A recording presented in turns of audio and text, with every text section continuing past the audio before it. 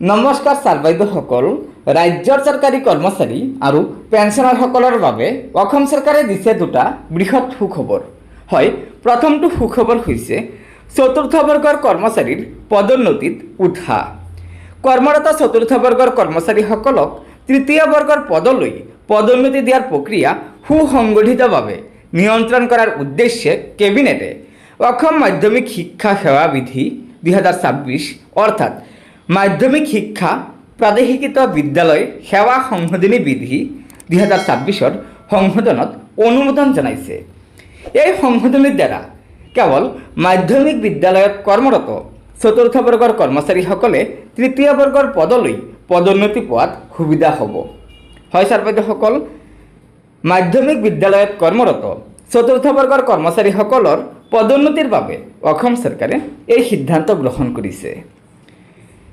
কৰ্মচাৰীসকলৰ বাবে আজিৰ আন এটি গুৰুত্বপূৰ্ণ খবৰ হৈছে কেবিনেটে ৰাজ্যিক কৰ্মচাৰী আৰু পেঞ্চনাৰসকলৰ বাবে মৰ্গীয়া ভাত্তা অৰ্থাৎ ডিএ আৰু মৰ্গীয়া সাহায্য ডিআৰ 58% পৰা 60% বৃদ্ধি কৰাৰ সিদ্ধান্ত গ্ৰহণ কৰিছে।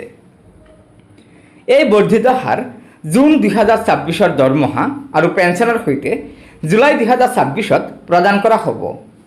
হয় ছাৰ বাইদেউসকল, অসম চৰকাৰে যোৱাকালি কৰ্মচাৰী আৰু পেঞ্চনাৰসকলৰ বাবে যি 2% মৰ্গীয়া বানচ বৃদ্ধি কৰিছে, সেই অতিৰিক্ত মৰ্গীয়া বানচ জুন মাহৰ দৰমহা আৰু পেঞ্চনৰ সৈতে জুলাই মাহত কৰ্মচাৰী আৰু পেঞ্চনাৰসকলে লাভ কৰিব। আনহাতে কেন্দ্ৰীয় চৰকাৰে জানুৱাৰী 2026 পৰা কাৰ্যকৰী হোৱাকৈ এই 2% মৰ্গীয়া বানচ বৃদ্ধি কৰিছিল, কিন্তু অসম চৰকাৰে এই সন্দৰ্ভত কোনো স্পষ্টীকৰণ দিয়া নাই। জানুৱাৰী, ফেব্ৰুৱাৰী, মাৰ্চ, এপ্ৰিল, মে এই 5 মাহৰ মৰ্গীয়া বানচৰ বকেয়া সন্দৰ্ভত অসম চৰকাৰে বৰ্তমান সময়লৈকে কোনো স্পষ্টীকৰণ দিয়া নাই।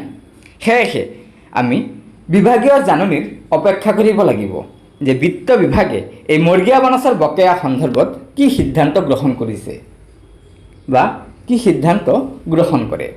গতিকে ছাৰ বাইদেউসকল, এয়াই আছিল কৰ্মচাৰীসকলৰ বাবে আৰু পেঞ্চনাৰসকলৰ বাবে আজিৰ সুখবৰ। গতিকে লগৰ বন্ধুবৰ্গক এই ভিডিঅ'টো শ্বেয়াৰ কৰি আজিৰ এই গুৰুত্বপূৰ্ণ খবৰ দুটা জনাই দিব আৰু নতুনকৈ অহা ছাৰ বাইদেউসকলে অনুগ্ৰহ কৰি আমাৰ এই চেনেলটো ছাবস্ক্ৰাইব কৰি ল'ব। ধন্যবাদ। জয় আই অসম।